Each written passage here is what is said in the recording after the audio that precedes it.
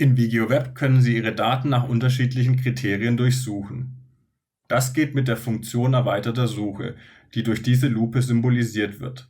Im Eingabefenster der Suche ist immer die Adresse als Datenlayer voreingestellt. Das sehen wir hier. Wenn ich allerdings auf die Lupe klicke, werden mir alle weiteren Datensätze und Datenschichten, die ich aktuell im System vorhalte, angezeigt. Wenn ich nun auf die Kunden klicke, öffnet sich hier ein neues Symbol, mit dem ich die erweiterte Suche auf dem Kundenlayer starten kann. Ich kann jetzt beispielsweise nach allen Kais suchen, die in München wohnen. Und direkt gibt mir das System die Vorschläge, welche Kais in meinem Kundenlayer in München zu finden sind. Einmal der Kai hier in der Barer Straße und einmal der Kai in der Landsberger Straße. Nun habe ich zusätzlich noch die Möglichkeit, direkt auf diesen Kai zu klicken und das VigeoWeb-System zoomt mich automatisch auf meinen entsprechenden Kai und ich kann die Umfeldkriterien direkt einsehen.